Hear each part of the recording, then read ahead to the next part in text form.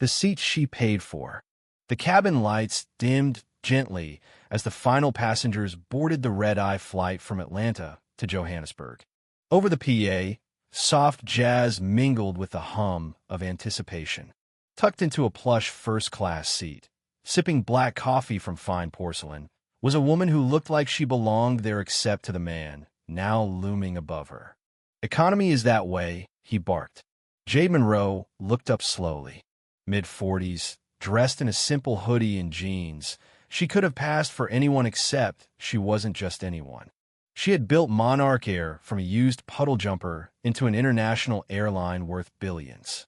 But Kyle Benton, the flight attendant with a jaw sharper than his attitude, didn't see that. "I said," he repeated, his voice now a whip, "you don't belong here." Jade smiled politely. "I believe I do." But before she could reach in her bag for the ticket that said Seat 2A, the intercom buzzed. "Ladies and gentlemen, this is your captain speaking.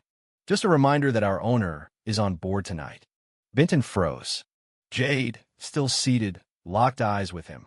It took 3 seconds for his face to drain of all color. Her name wasn't known to many outside the boardroom, and she liked it that way. Quiet power had always suited her. But now, here on her own plane, a man with a name tag and an ego had mistaken anonymity for inferiority.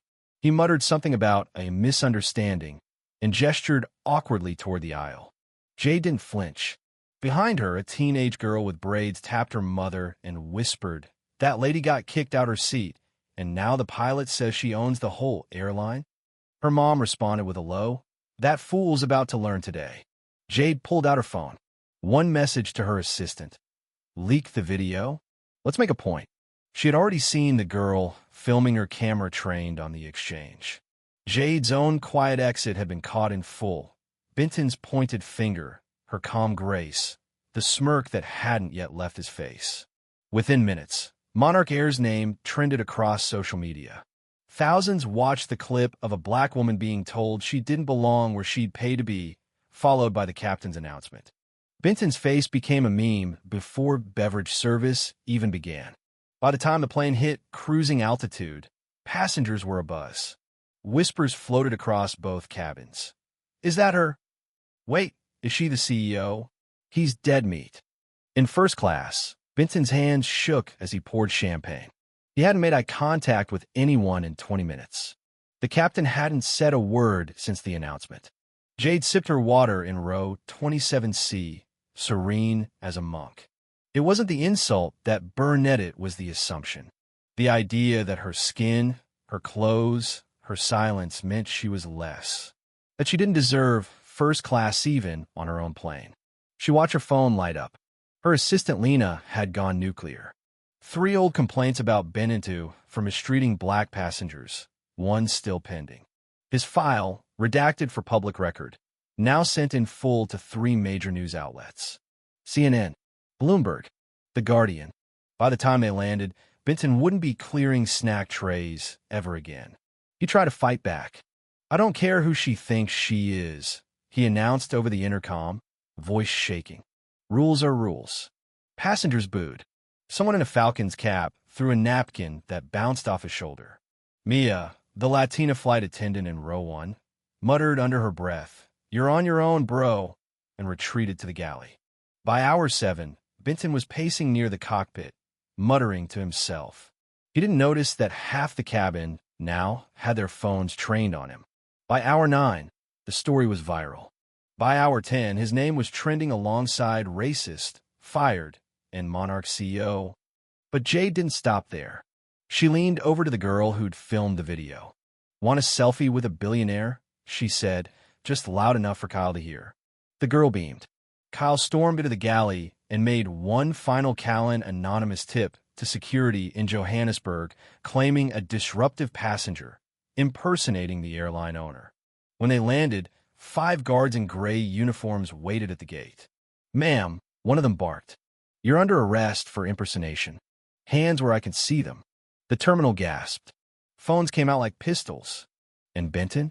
He stood behind the gate counter, arms folded, smugness returned. He didn't know the board had already convened. He didn't know that Lena had looped in the airline's general counsel. who had called the South African consulate.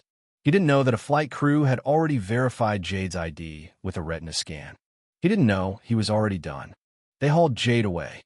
She didn't resist. They tossed her in a holding cell in the airport's gray basement. A fluorescent bulb flickered overhead.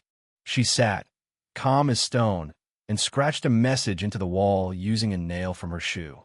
Jade Monroe, Monarch Air. Call Lena. 20 minutes later, Lena burst through the door with a team of attorneys and a signed affidavit from the Monarch board. She's the owner, Lena barked at the guards. And you're going to be unemployed unless you uncuff her right now. They complied. The hallway erupted in cheers. Flight 717 passengers, reporters, and airport staff formed a corridor of applause. As Jade emerged, someone handed her a microphone. Do you have a comment, Ms. Monroe? She paused, then said softly, never underestimate someone in a hoodie. But the story didn't end there. That night, back in her Johannesburg hotel, her phone rang. It was Victor Langston, the second largest shareholder in Monarch Air, calling from a private number. You've made a spectacle, he said coolly. Our stock is down 10 points. Step down, Jade. No, I'll bury you. She hung up. She knew who had funded Benton's defense attorney. She knew who had paid off the guards. She knew Victor had always hated reporting to a black woman, especially one who didn't wear heels and pearls to board meetings. So she called Lena. Sell everything, she said. Sell Monarch. Liquidate quietly. And start buying Langston Holdings under a shell name. 3 days later, Monarch Air sold for $2.1 billion to an anonymous buyer. And Langston Holdings? Purchased in full assets, debts, and board control by Jade's trust. At her press conference in Atlanta, Jade dropped the hammer. I'm no longer the CEO of Monarch, she announced. Gasps. Because I bought out our second largest competitor. Effective today, Langston Holdings is mine. The crowd exploded. Benton's name was buried in every major outlet. Victor Langston's face, caught on security camera smashing his own monitor, went viral the next morning. And Jade Monroe? She smiled, sipped her coffee, and flew first class on her new jet of her new airline. This time, no one dared question whether she belonged.